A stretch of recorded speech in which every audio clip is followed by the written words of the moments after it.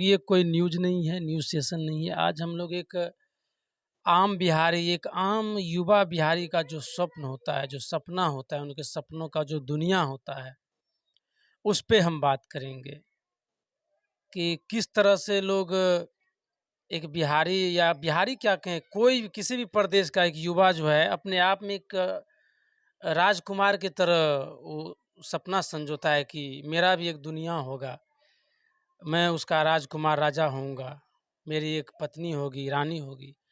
लेकिन किस तरह से वो सपन टूटता है, ख़ास करके बिहार जैसे प्रदेश में, जहाँ शिक्षा की बेहतर व्यवस्था नहीं होता है, स्वास्थ्य की बेहतर व्यवस्था नहीं होता है। आज भी अच्छी क्वालिटी की पढ़ाई पढ़ने के लिए लोग को बाहर जाना होता है। आज भी स्वास्थ्य की जब बात होती है तो लोग को एम्स जाना होता है। और ये सब तो दूर की बात है, किस तरह से लोग एक शिक्षा के अभाव के बाद जो फिर से एक रोज़गार की बात आती है, जब जीवन शुरुआत करते हैं कोई युवा, तो उनको लगता है कि अपने परिवार के साथ जिएँगे, एक सपन होता है। ऐसे ही एक बिहार के एक युवा हैं हमारे साथ, दिवाकर जी हैं, समस्तीपुर जिला के बिथान प्रखंड के रहने वाले हैं। उनसे हम बात करते हैं कि उनका कैसा शुरुआत रहा है। इन्होंने संगीत से भी प्रारंभ किया था, म्यूज़िक का भी इनका था, लेकिन वो भी नहीं कर पाए। कहीं न कहीं यही एजुकेशन और ये विद्यालय कहीं न कहीं अरंगा आता है। बहुत-बहुत धन्यवाद दिवाकर जी आपको मेरे चैनल पे। धन्यवाद जी। अपना परिचय बताएँ बड़ी पूरा तरीका से। मैं दया दिवाकर, अच्छा, बिथान प्रखंड, कराची पंचायत से। अच्छा कराची से। जी। तो मेरा आप तो सवाल सुन ही लिए होंगे कि क्या-क्या मेरा ये सोच है। तो मेरा एक पहला सवाल है कि आपका क्या, जब आप एक चेतनाशील हुए कि जैसे थोड़ा समझदारी आया, तो कैसे सोचते थे, क्या सोचते थे? ये बताएँ आप? जी देखिए, हर किसी का सपना होता है कि कुछ बड़ा करे। निश्चित तौर पे, होना भी चाहिए। जी, कुछ बड़ा करे, कुछ भविष्य में अपने माँ-बाप को नाम रोशन करे। निश्चित। हर कोई सपना देखता है। लेकिन ऐसा है कि हमारे यहाँ कुछ शिक्षा की कमी की वजह से हुँ, पढ़ लिख नहीं पाते हैं। रोज़गार की कमी है, अच्छा। जो कि रोज़गार, कहीं न कहीं शिक्षा का अभाव कहिए। जी, और देखिए दोनों चीज़ें, अगर रोज़गार हमारे यहाँ है, हुँ, कमाई का साधन है, तो फिर शिक्षा भी बढ़ेगा। शिक्षा भी क्योंकि बढ़ेगी। शिक्षा पैसे की बदौलत है। क्या बात है! अगर सही बात पैसे है। नहीं है तो शिक्षा भी शिक्षा नहीं भी है, नहीं है, निश्चित तौर पे, आजकल ख़ास करके। ख़ास करके आजकल। क्योंकि कॉपी कलम, हुँ, हुँ। अभी तो किताब, कॉपी में भी टैक्स लग गया है, जीएसटी लग गया है। पेन हुँ, इतने महँगे होते जा रहे हैं कि ख गरीब आम इंसान को खरीदना मुश्किल हो मुश्किल जाता हो है। गया। चलिए मेरा ये सवाल है आपसे कि आप जैसे वही सवाल मैं फिर से करना चाह रहा हूँ कि आप क्या सोचे थे कि बड़ा बड़ा होके मतलब क्या बनना था आपको? देखिए, बड़ा होकर के मेरा सपना तो बहुत ही अलग था अच्छा, कि अच्छा, बताएँ क्या था? मेरे को ख्वाहिश था वैज्ञानिक बनने का, अरे क्या जो बात है! कि वाह! सबसे बेहतर जो कि उत्कृष्ट चीज़ है। शिक्षा की कमी की वजह से, अच्छा, घर की मजबूरी की वजह से यानी घर का आर्थिक स्थिति अच्छा आर्थिक नहीं था। स्थिति नहीं था, तो अच्छा, नहीं पढ़ पाए।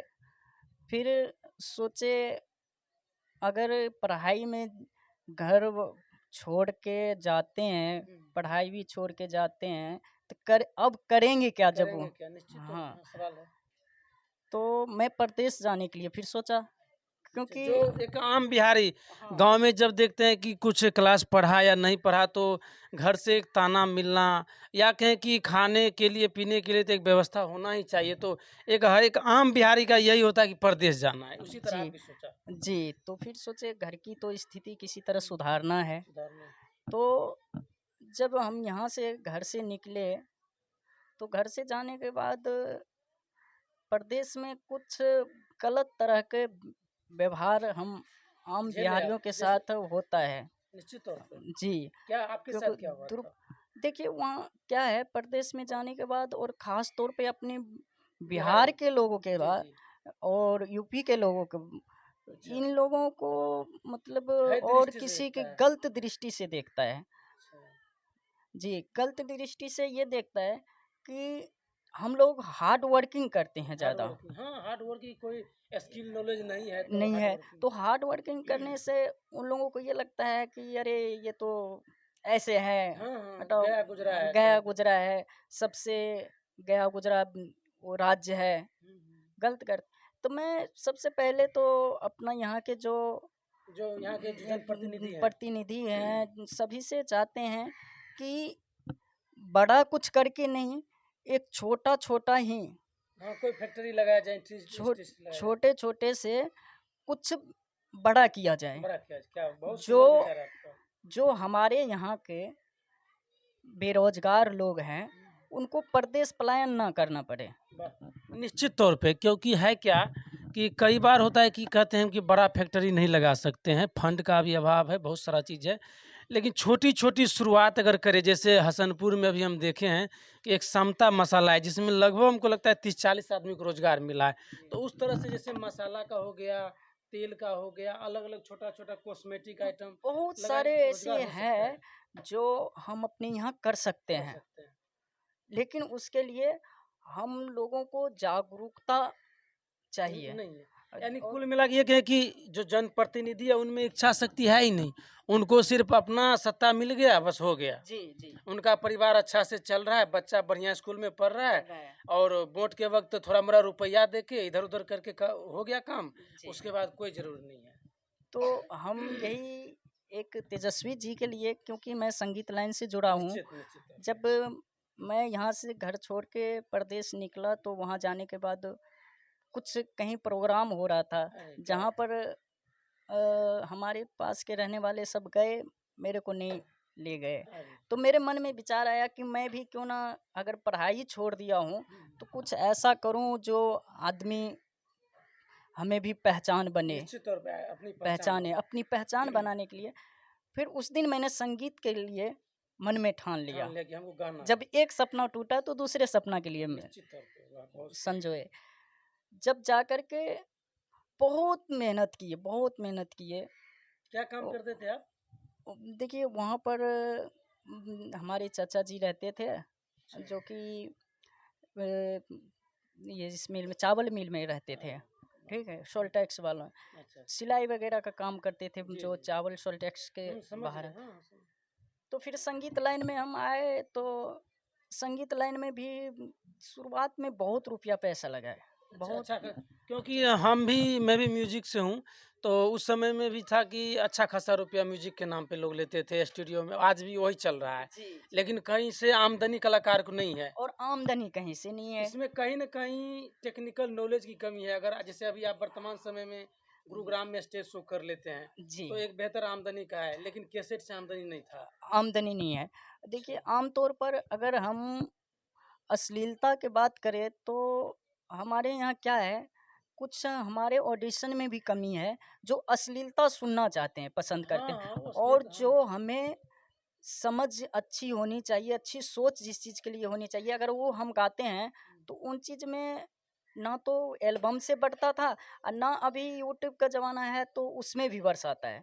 अगर आप एक आम तौर पर देखिए कि अगर एक फूहड़ गाना गा दीजिए, जी। तो अरे मिलियन चले जाते हैं व्यूअर्स। नहीं, ये सच्चाई है क्योंकि कहीं न कहीं इसका कारण एजुकेशन ही है क्योंकि फूहड़ और अश्लील गाना वही लोग सुनते हैं, जिनका अच्छा नॉलेज नहीं है, जो आज भी अच्छा गाना गज़ल या अच्छे संगीत सुनने वाले अच्छे लोग आज भी समाज में हैं, ऐसा नहीं है। जी, तो इसलिए हम कह चाहते हैं कि सोच बदलिए, ठीक बदलिए। अपना सोच बदलिए। जो हम ये सुनते हैं फूहड़, फूहड़ नहीं सुन कर के अच्छा सुने, जी। अच्छा बनेंगे। चलिए बहुत अच्छा लग रहा है आपसे बातचीत और आप एक कलाकार हैं, तो हम चाहते हैं कि कुछ आपके मुँह से सुना जाए। कुछ बेहतरीन कुछ तैयारी है आपका ऐसा कुछ? देखिए तो फिर मैंने क्या किया कि जब इन चीज़ों में इंटरेस्ट, फूहड़ गाना मैं मेरे को पसंद नहीं आता पसंद था, उसी समय पसंद नहीं तो था। फिर मैं सोचा भक्ति लाइन से मैं जुड़ गया। अरे क्या बात! जागरण, तो जागरण लाइन से स्टेज प्रोग्राम से, तो स्टेज प्रोग्राम पे आप वो फूहड़ से हटके भी गाते हैं तो चलता है। चलता है। तो फिर हम गुरुग्राम में रहने लगे और कुछ लोग अपने तरफ के, बिहार के लोग भी, कुछ यूपी के लोग, कुछ हरियाणा के लोग मिल गए, जो हमें इस लाइन के लिए सपोर्ट किए, क्या बात! हाँ, सपोर्ट तो सपोर्ट कहीं न कहीं करने लोग लगे करते हैं कुछ न अच्छा कुछ। चीज़ का। हाँ, तो उन सपोर्ट की वजह से उनके साथ रह रह करके अच्छी खासी लेवल मिल गया।